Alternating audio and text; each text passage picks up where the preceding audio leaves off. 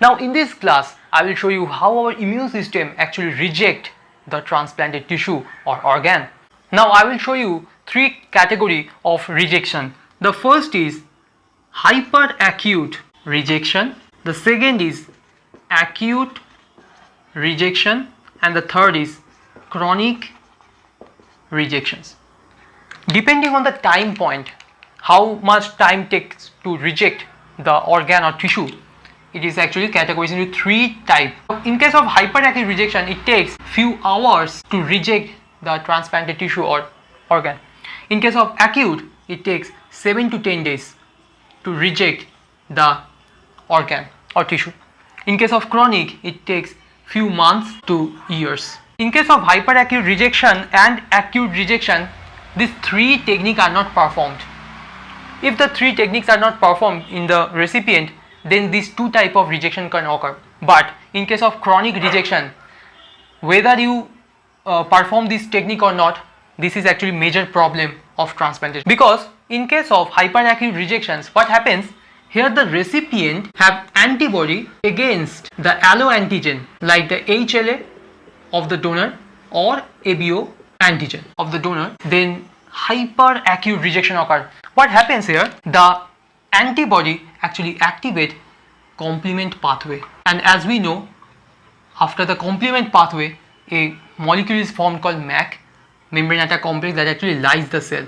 So they lyse the donor cell. Another thing is, during the complement pathway, some small fragments of the complement protein are produced called anaphylotoxin. These molecules, these are the small fragments of the complement protein.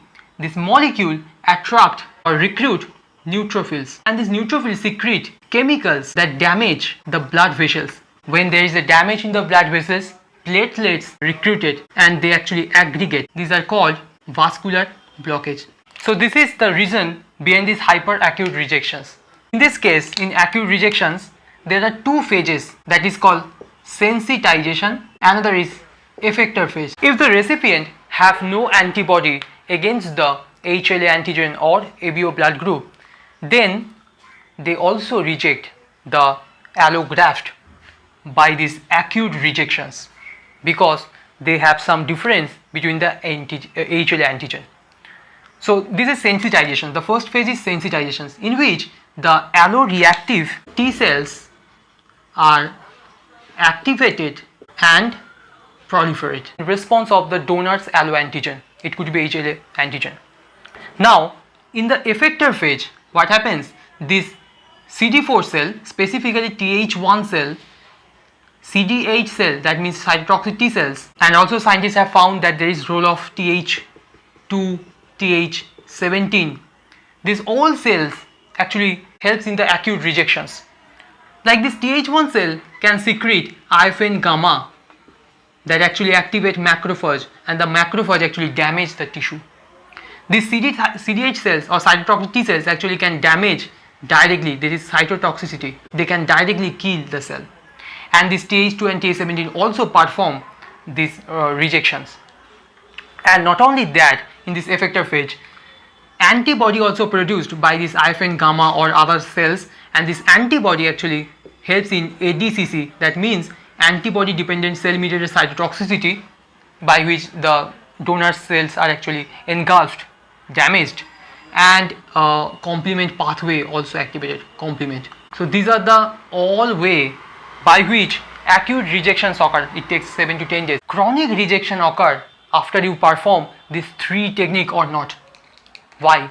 Because although there are some immunosuppressive drugs that actually suppress the recipient's immunity to not to reject the donor organ or tissue, and there are these three techniques, especially advanced tissue typing actually helps, actually predominantly helps to detect the difference between the HLA of the recipient and antigen, that actually helps in the survival of the graft during the first year, but there is very little progress for the survival of this graft or the organ long term period. This is the cause of these chronic rejections. There are many immunosuppressive drugs. I will make a separate video on immunosuppressive drugs that are used in these transplantations, because this is very important. But there are many immunosuppressive drugs and there are techniques that could be performed. This technique and immunosuppressive drug can actually help the recipient to accept the donated organ or tissue for few months or years, the first years. But after that period, the tissue or graft actually rejected. This is called chronic rejections, and the cause of this chronic rejection is arterial occlusion. Arterial occlusion means blockage. So what happens in this case, both the cell mediated and humoral immunity, that means antibody mediated immunity are actually responsible.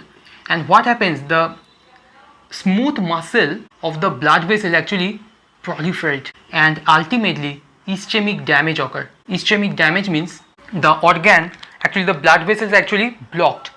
The smooth muscle of the blood vessels, this is the smooth muscle of the blood vessels. At first the blood vessel is in this size.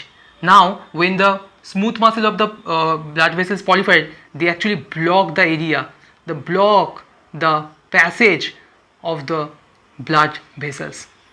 They start to proliferate and block, ultimately block. For this region, as the smooth muscle proliferate, these blood vessels actually blocked, and ischemic damage means now very little amount of blood can reach into the organ and oxygen actually supply deteriorate. So this is called ischemic damage, and after a few years or few months the tissue actually rejected, and there is very little progress in these chronic rejections.